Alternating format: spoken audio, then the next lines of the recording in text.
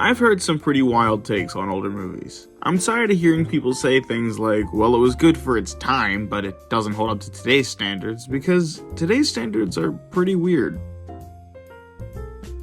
And there are absolutely older movies that have stood out and held up past its time. Take, for example, 1985's Back to the Future.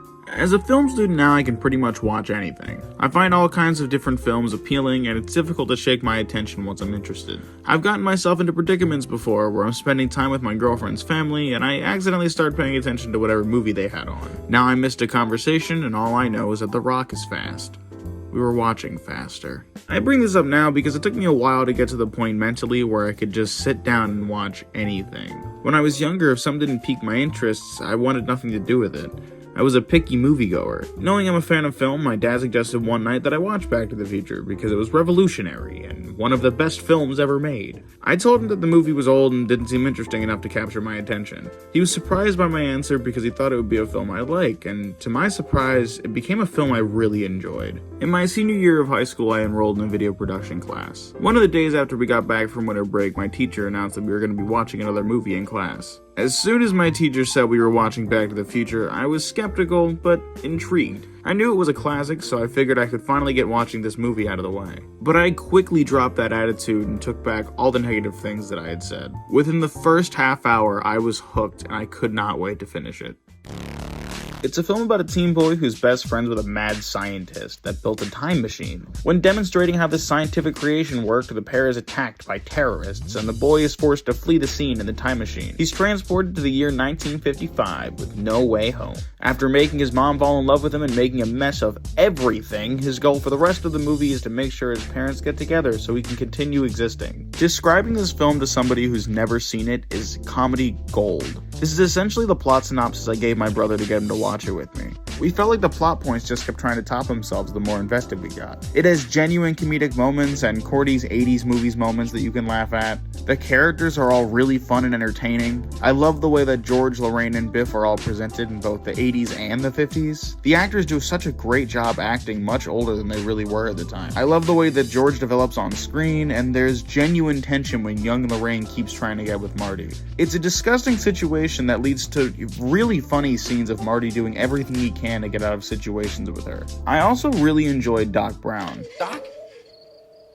Don't say a word. Doc! He's fucking insane. I find myself cracking up at everything he says. Even when he's telling the truth and being smart, he sounds like a crazy old man, and I love it. Things have certainly changed around here. I remember when this was all farmland as far as the eye could see. Old man Peabody owned all of this. He had this crazy idea about breeding pine trees. I loved this movie the first time I watched it, and I still do. Now that I've seen the film a couple times, I can definitely say that it gets better with rewatch. Noticing all the hidden details Robert Zemeckis sprinkles throughout the film makes it so much fun to rewatch the events of the story. I like that everything in the movie is foreshadowed. This mainly happens through quick, easy-to-miss dialogue, or through specific details hidden in plain sight. For instance, when the film first starts, we're shown a garage with clocks all over the walls. A newscaster on the TV tells the audience that a case of plutonium was stolen from the Pacific Nuclear Research Facility, and that although Libyan terrorists are thought to be behind it, no one knows who is. A couple seconds later, Marty enters the garage. Doc! Hello, anybody home? The camera focuses on Marty's sneakers and then follows his skateboard after he slowly kicks it over to the case of missing plutonium under Doc's bed. Right away, the film gives us puzzle pieces to the story we're about to see unfold. The clocks tease the effect time will have on the story, like the time machine and Marty's journey in the past. And the plutonium being in Doc's garage immediately answers the question the newswoman was asking earlier. Showing the clocks and the plutonium in the same scene also teases their significance together later on, as the plutonium is what powers the DeLorean. I find it really impressive the way Robert Zemeckis paid close attention to bring back every detail throughout the duration of this film. Some other examples are things like Lorraine's alcoholism, George doing Biff's paperwork, Uncle Joey staying in prison, and Goldie Wilson becoming mayor. Because of the way this movie has us learn about our characters, we get a very interesting view of how these events or habits developed. And one day I'm gonna be somebody. That's right, he's gonna be mayor. Yeah, I'm a mayor. When Marty goes to the past, we're shown that Lorraine likes to drink.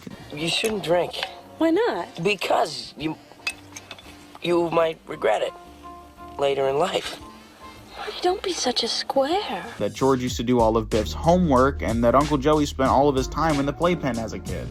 Better get used to these bars, kid. It helps sell a story that takes place in 2 different time periods with the same characters incredibly well. Another thing I really like about this movie is the character of Marty McFly. Now, although he rides a skateboard, plays guitar, and is all around a cool dude, I'm more referring to the role his character plays in the grand scheme of the story. More often than not, when writing an interesting protagonist, the goal is to make them rounded and relatable.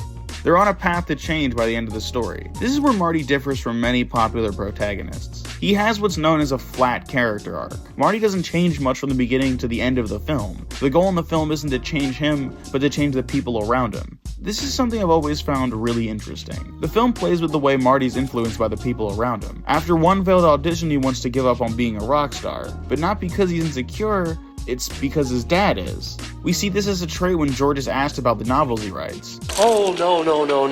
I never let anybody read my stories. Why not? What if they didn't like them? What if they told me I was no good? What if I send in the tape and they don't like it? I mean, what if they say I'm no good?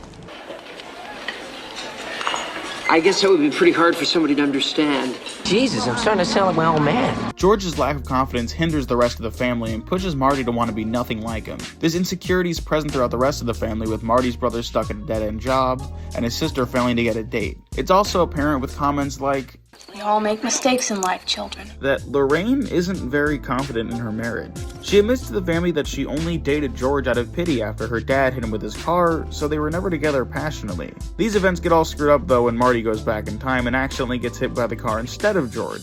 This causes Lorraine to grossly fall in love with Marty instead. From this point on, Marty's goal is to make sure his parents actually get together so he doesn't cease to exist. This gives Marty the opportunity to teach George how to be more confident. Marty devises a plan where George beats him up for being a creep so he can hopefully win Lorraine over, but the plan fails when Biff and his friends jump Marty so he can force himself onto Lorraine. Wait, what the fuck? He was just gonna casually rape her? Thankfully, George comes out of nowhere and beats the shit out of him, saving the day and making Lorraine and George form a deeper connection.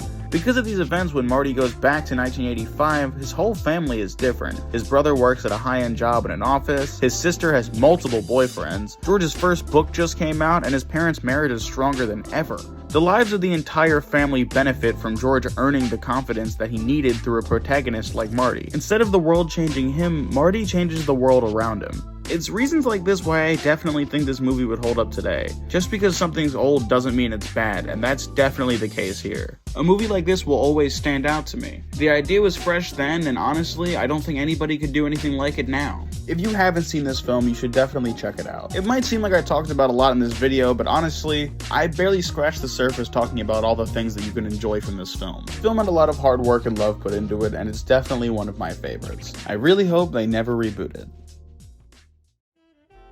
If you made it to the end, thanks for sticking around. This wasn't supposed to be some kind of deep analysis or review of any kind. I just wanted to talk about how much I like this movie.